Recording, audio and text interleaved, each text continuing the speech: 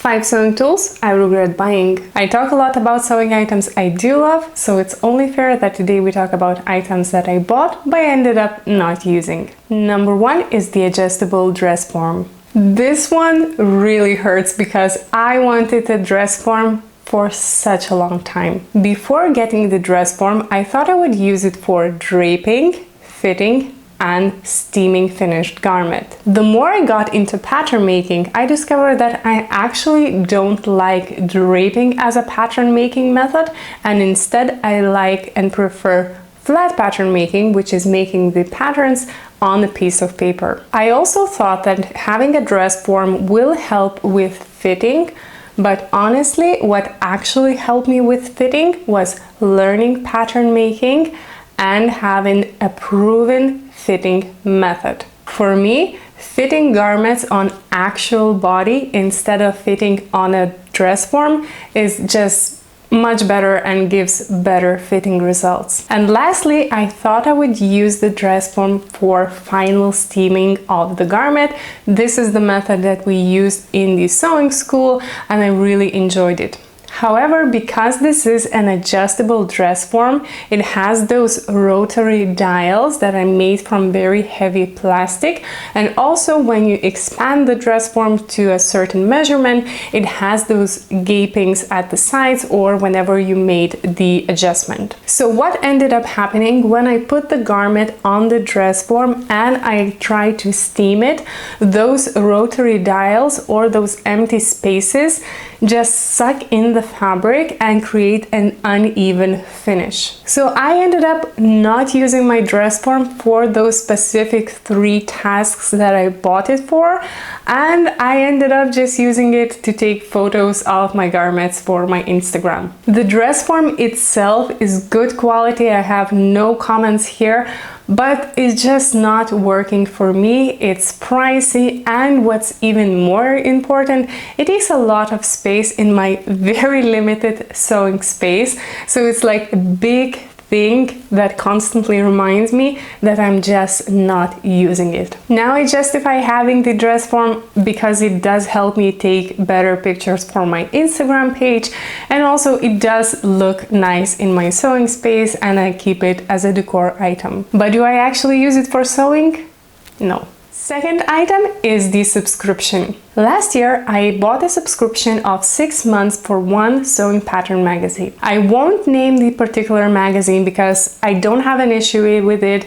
It creates beautiful patterns and it's very good value because you buy a magazine for like 8 euros and you get 30 patterns, which is amazing deal. But I do have an issue with the subscription model in general because it simply does not work for me. So what ended up happening in this particular case? The first month that I got the pattern magazine, I was so excited. I got it in my mailbox. I don't get anything delivered in my mailbox. So I got it. I was very excited. I flipped through it. I picked like 4 or 5 models that I wanted to make right away. And I was just so excited and so happy with this idea. But you know what? I did not end up making any of those garments that I liked the first month because simply I didn't have that much time for sewing. And so I got the next month delivery and I again was very excited, picked a few models, and I ended up not making any of those either. So by the 3rd month, I now had 3 magazines. I had tons of beautiful patterns, but I just didn't have that much time to make them. And it ended up giving kind of small anxiety because it's a very physical reminder of seeing those magazines laying somewhere on the countertop. And they're reminding you that you spent all that money and you're not sewing. For some reason, even though I was subscribed for only 6 months, I ended up getting 8 magazines.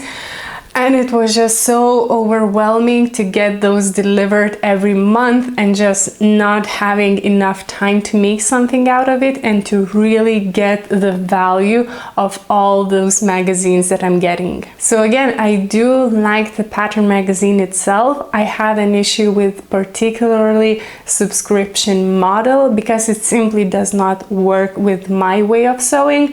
I prefer to select my patterns, to select the fabrics that I want to make right away and then continue making, and just having them being delivered in my home every month just becomes really overwhelming.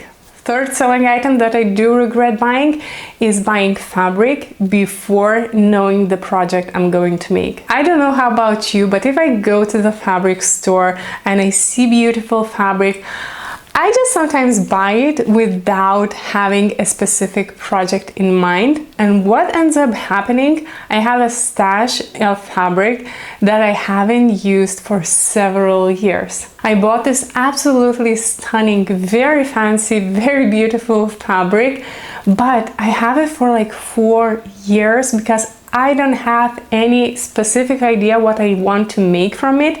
And nobody invites me to events where I could use this very fancy looking fabric. Also, a few years back, I bought this coat fabric. It has wool. It was very good deal, but this specific color just simply doesn't go with anything else that I have in my closet.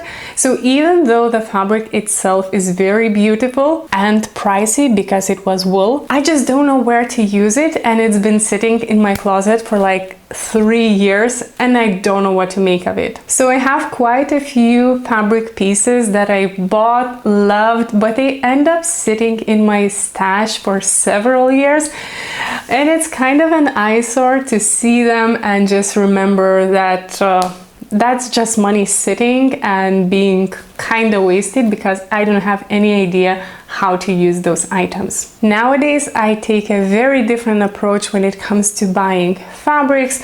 I only buy fabric when I know the specific projects I'm going to make, and I'm going to actually make them within the next month or two. What helped me personally was buying the fabrics online instead of the fabric store. This way, buying online, I can reduce the impulse purchases. I can put items that I like in the cart, and if I come back to those items like 48 hours later and I do still like, I know what I'm going to make from them, only then I am going to buy the fabric. Also, when buying fabric online, if I have two very similar fabrics but I cannot make up my mind on which color to choose, I just take a little bit of time, look at other items that I already have in my closet and see which of the fabric colors will go better with what I already have. Before, when I used to buy fabric only in store, it was really hard for me to see what fabrics will go with what I already have. So buying fabric online helped me reduce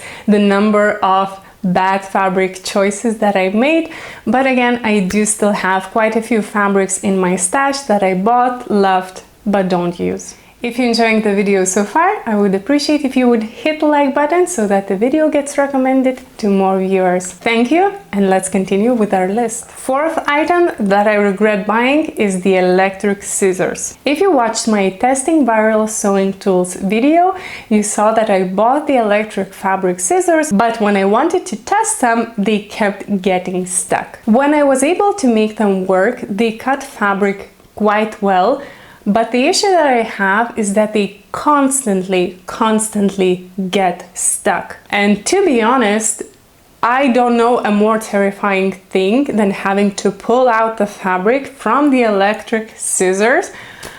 That is really terrifying experience. I tried using those scissors off camera multiple times, and the results are always very unpredictable.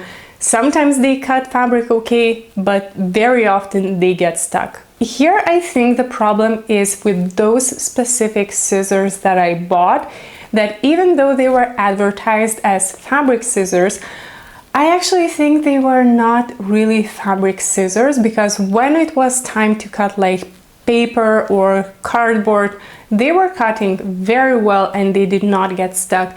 But the issue was when I wanted to cut fabric, it kept getting stuck. So I think that this is the issue with the tool itself, and I would like to test other tools by different companies.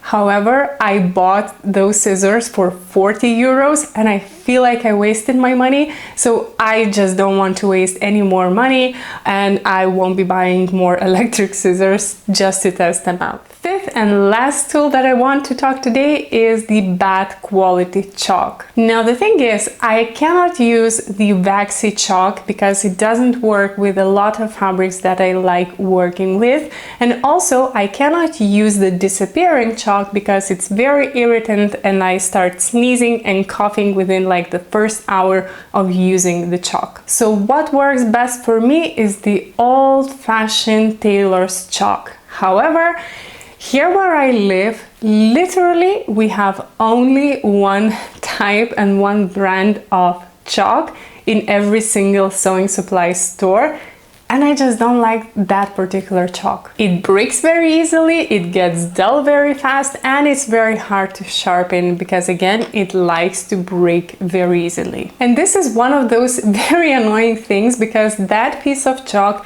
literally cost 40 cents, and I would not mind to pay way more than that, but just please give me a quality product. But no, because we literally have just one item to select from, I'm stuck with having to buy chalk that I am not really impressed with. I keep trying different alternatives for marking, so when I find the right solution for me, I'll definitely will share with you as well. So here are the 5 sewing tools that I regret buying, and you can watch next the 5 sewing tools that I do recommend buying and they're worth investing. Thank you for watching today, and I will see you next time. Bye!